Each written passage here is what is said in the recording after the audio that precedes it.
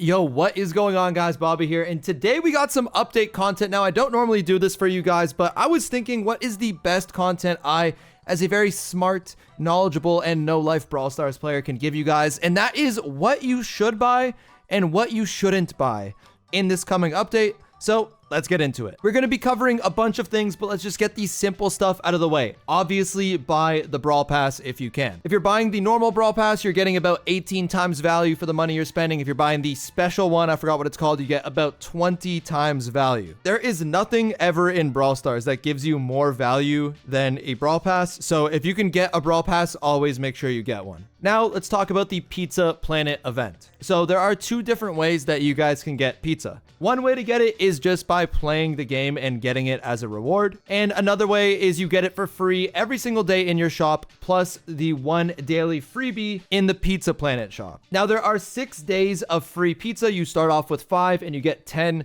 per every day. So if you don't spend any money and also don't use your daily freebie, you're going to end up with 65 slices of pizza, which is enough for 1 mega pack for free. Now, I don't know how much the daily freebies can give, but make sure you're picking those up all the time. Now, there is a third way you can get pizza slices. You can buy them with gems, but I would not do that. I feel like I don't even have to say that. Just make sure you're not buying pizza slices with gems. And I would stick to buying packs that have presents in them, because that's probably what obtains the most value. You can get a mythic or a legendary, even though obviously it's rare, that is going to have 10 times the value of anything that you buy normally in those packs. Now, my favorite part about every single update, we're going to move on to the new hypercharges that got added into the game. There are 6 new ones: Janet, Eve, Melody, Ash, Barry, and Gray. So there are 5 that I would buy, and there's one that I definitely would not buy. We're going to start off with the one that I just wouldn't buy, only because there's one of them, and that's going to be Barry. I don't really love Barry's hypercharge, because for me, what I see is it's just kind of like one extra line of shots on the ground for about 6-ish tiles,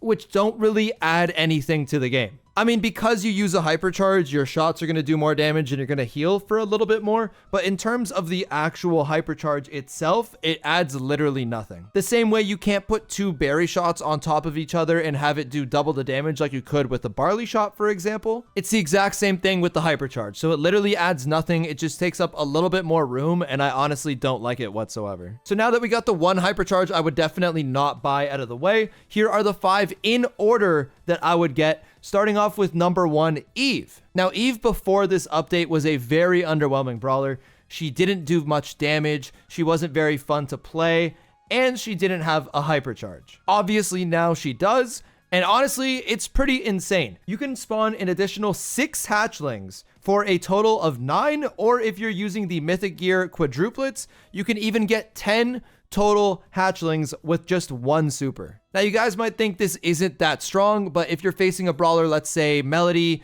or Colette, for example, they can't take out these hatchlings very easily.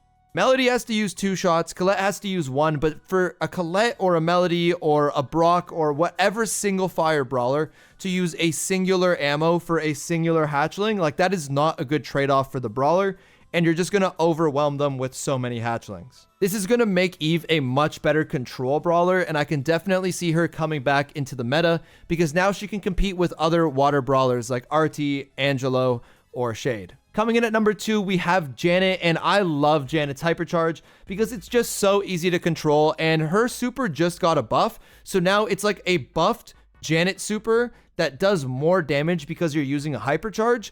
And then on top of that, you can move forward, you can move back, you can move left, you can move right, you can move however you want, and you're not able to do that with Janet before. With a normal Janet super, it's very easy to dodge because she kind of has to go in like a circle in order to turn.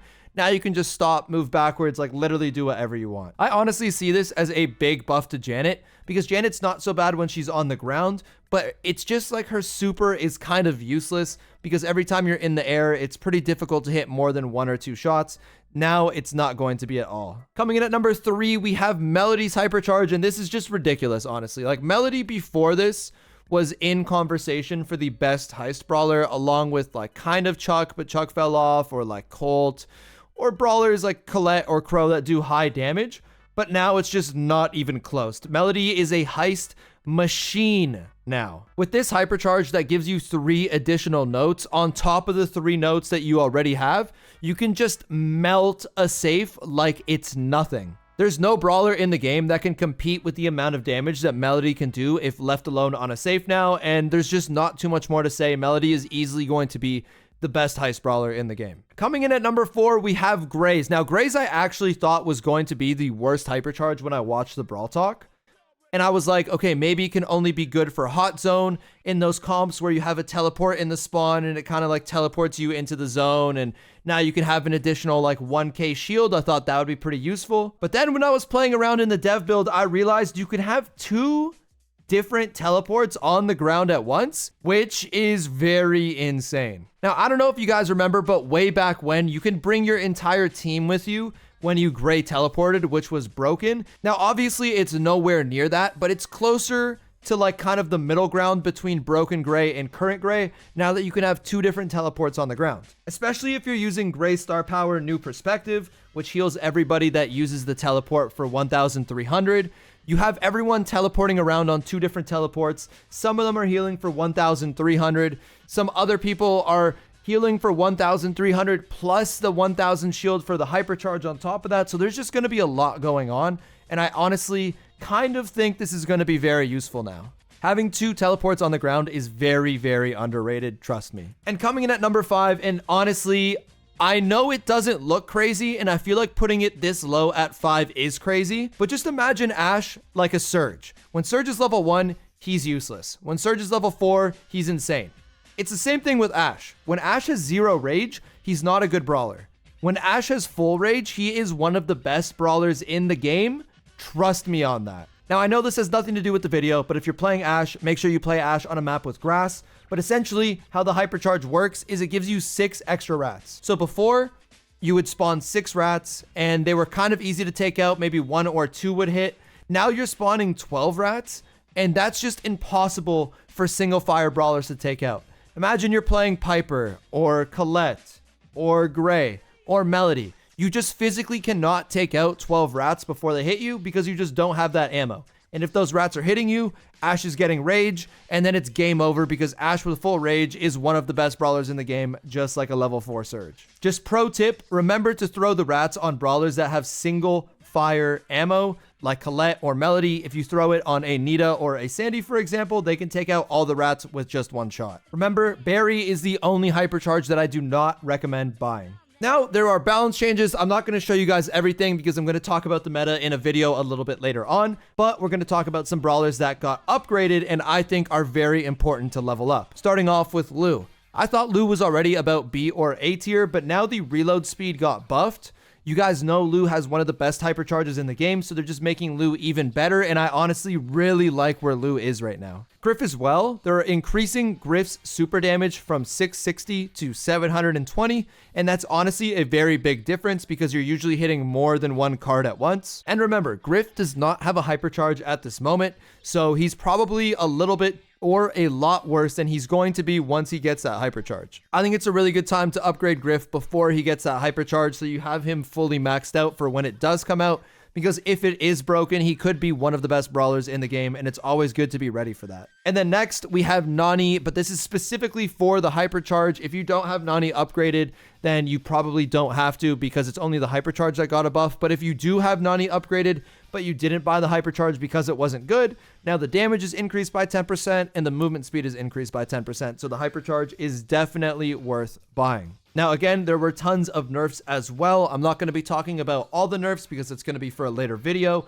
but the 2 brawlers I would stop leveling up and not even touch is first Mo, whose reload speed got a big nerf. Now, I don't really know how to like value this because it says 1,500 to 2,000. But if you just look at the ammo bar, it goes up really slowly. It's definitely one of the slowest in the game. And if you guys don't remember, Mo just recently got a pretty big nerf as well. He was still like maybe A or B tier, but after this, he's going to fall off a cliff. He's probably going to be in the C tier or even the D tier. He also got a nerf on super damage. This wasn't as big of a nerf because he's still very good in that super form, especially since you're like popping up on somebody and right beside them, but it's still another nerf and I would definitely stop upgrading your Mo. And then second, Clancy. Again, another brawler who recently got a nerf, but they decided, you know, enough is not enough. So they completely removed the speed off of Clancy's level 3, basically. I mean, he moves a little bit faster, but not nearly as fast as he used to.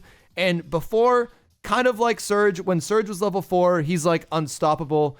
When Clancy was level 3, he was pretty unstoppable with the speed he had and the damage he was doing. Now it's not at all like that. He doesn't do a crazy amount of damage and his speed is just not there. So I would also completely just stop upgrading your Clancy. And then finally, we are going to talk about skins. Now, obviously skins are opinion based, so there's not like a definitive best skin and there isn't like a worst skin.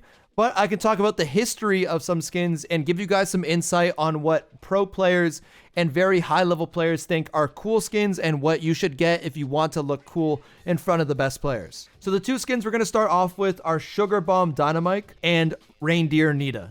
Now Sugar Bomb Dynamite is a throwback skin. This is Santa Mike. And Santa Mike was one of the first Christmas skins to come into the game. Now, there are some exclusive skins that came out in Brawl Stars that you can no longer get, and some of those are the 2018 Christmas skins. Santa Mike was one of those skins, and Sugar Bomb Dynamite is basically the new version of that Santa Mike. So, even though it's not the exact same, the pro players, the high-level players, and the content creators know exactly what skin you are trying to run if you play this skin, and it honestly just makes you look like you know what you're doing. Same thing for Reindeer Nita.